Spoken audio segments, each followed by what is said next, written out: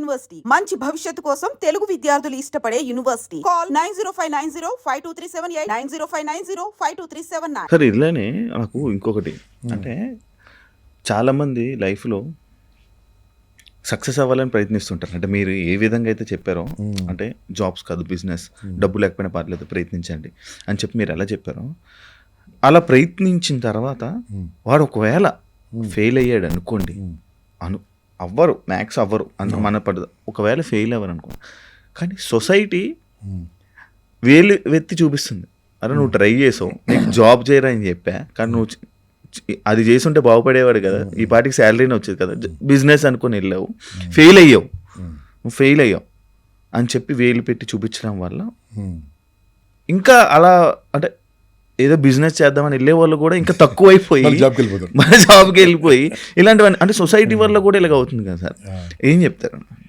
సొసైటీని పట్టించుకోవడం అనేది ఎంతవరకు రైట్ రాంగో నేను ఒక చిన్న మాట చెప్తాను శివ, నాతో పాటు చెప్పడం. ఇది పవర్ఫుల్ మంత్రం నీకు నేర్పిస్తున్నా, లైఫ్లో మర్చిపోకు. ఓకే, అందరితోని చెప్పు, అందరితోని మంచివాడు అని అనిపించుకోవడం అనేది ఒక రోగం. ఎందుకు సార్? అందరితో మంచివాడు హైలీ ఇంపాసిబుల్, హైలీ ఇంపాసిబుల్. నీ ఆస్తి డొనేట్ చేసినా సరే అతని ఆస్తి ఇచ్చారు, వాళ్ళ నాన్న ఆస్తి వాళ్ళ నీ కిడ్నీ ఇచ్చినా సరే ఇంకో కిడ్నీ వాళ్ళది అంటారు. అందరితో మంచివాడు హైలీ ఇంపాసిబుల్. సొసైటీ కోసం నువ్వు బతకకు, నీ కోసం బతుకు, సొసైటీ ఏమని నడుస్తుంది. నువ్వు ఫెయిల్ అయినావు అంటే దాని అర్థమైంది, it's a great experience for you. Okay, నేను I will tell you one example. ఒక అమ్మ, నేను మామూలుగా పిలుస్తాను, ఒక అమ్మ నాకు ఫోన్ చేసింది, సార్ నా హస్బెండ్ చనిపోయాడు సార్ ఒక 5 months బ్యాక్, ఏదైనా కష్టం ఉంటే ఫోన్ చేయమన్నారు కదా సార్, నాకు బతుకు తెరిగి ఏమన్నా చూపిస్తారు అన్నది. అమ్మ ఎక్కడ ఉంటాం అంటే some LB Nagar area something. She told me, ఏం చేస్తామంటే నేను ఏమి చేయను సార్, ఏం చేయకుంటే ఎలా చెప్తానమ్మా అంటే, లేదు సార్ ఏదైనా చెప్పండి సార్, మా నాన్నగారు నాకు సపోర్ట్ చేస్తా అంటున్నారు, డబ్బులు మాత్రం 2-3 వేల కంటే ఎక్కువలే ఉన్న దగ్గర, మ్యాక్సిమం 5,000 వరకు ఉన్నాయని చెప్పాడు. అది అప్పుడు ఎప్పుడు తెలుసా, ఆఫ్టర్ కరోనా తర్వాత, లాక్డౌన్ తర్వాత అందరూ కూడా డ్రై ఫ్రూట్స్ ఎక్కువ తింటున్నారు. ఓకే, నేనేం చెప్పాను, అమ్మ నువ్వు బేగం బజార్ అని హైదరాబాద్ ఉంటుంది హోల్సేల్ మార్కెట్, అక్కడ వెళ్ళి అన్నీ కూడా 5 కిలోలు కొను, నీకు హోల్సేల్ రేట్లో వస్తుంది. అది చిన్న చిన్న ప్యాకెట్లుగా 100 గ్రామ్స్గా పెట్టి 200 గ్రామ్స్ పెట్టి అమ్మన్నా. ఎక్కడ అమ్మాలి సార్ అన్నది. నువ్వు ఫస్ట్ కొనని చెప్పిన, కొన్నాక అమ్ముడు పోకుంటే నేను కొంటా అని చెప్పిన, అమ్మకు ధైర్యం చెప్పిన. ఓకే, వాళ్ళ నాన్నగారు వెళ్ళి కొనేసి ఏం చేయాలి సార్ అన్నది. చిన్న చిన్న ప్యాకెట్లు కట్టమని చెప్పాను, ప్యాకెట్లు ఫోటోలు తీయమన్నాను, ఫోటోలు తీసి ఫేస్బుక్లో పెట్టమన్నాను, మార్కెట్ ప్లేస్లో పెట్టమన్నాను. పెట్టిన తర్వాత ఏం చేయాలి అడుగుతూ ఉన్నారు. బేగం బజార్లో సమ్ 700 రూపాయల కిలో ఉంది అనుకోండి, బయట 900 రూపాయలు ఉంటుంది కిలో కాజు.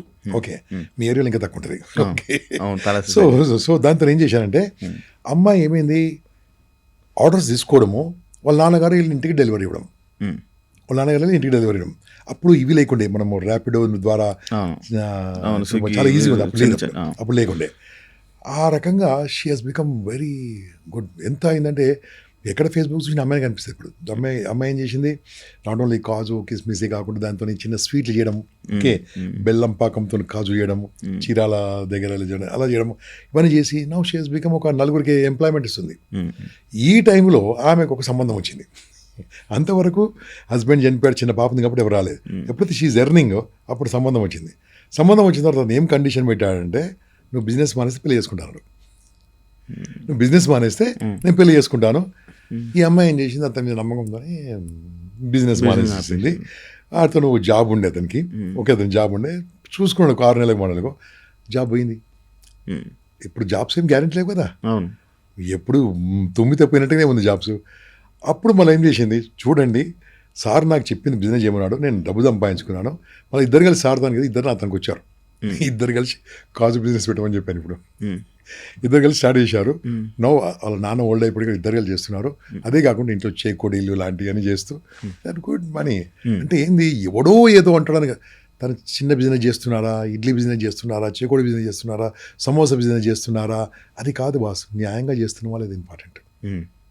న్యాయంగా చేస్తున్నారు. అమ్మాయికి ఏమైంది, ఈ తెలంగాణ ఏరియాలో సర్వపిండి అని అమ్ముతూ ఉంటారు, you don't know that. Okay, అది చాలా పాపులర్, ఆ కొత్తపేట ఆ ఏరియాలో బాగా ఉంటుంది. ఓకే, అది చేయమని, సార్ ఎవరు కొంటారు సార్, పెట్టమ్మా అని చెప్పాను.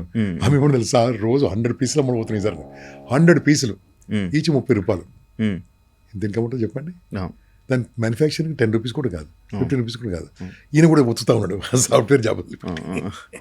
అంటే ఏంటంటే చేసేది నమ్మకం ఉన్నప్పుడు ఎవరో అంటారు బాస్, ఎవడో అనగా వీడు చూడు ఇడ్లీ అమ్ముతున్నాడు, సాఫ్ట్వేర్ చదివి ఎంబీఏ చేస్తున్నాడు. మళ్ళీ ఏం చేస్తున్నారు? చాలా పెద్ద కంపెనీలు ఏం చేస్తున్నాయి? పెద్ద పెద్ద గ్రూప్స్ కంపెనీలు ఏం చేస్తున్నాయి? అదే కదా. టాటా ఏం చేస్తున్నాడు? పెద్ద పెద్ద హోటల్ పెడుతున్నాడు, ఏం చేస్తున్నాడు? అదే కదా. వంటలే కదా.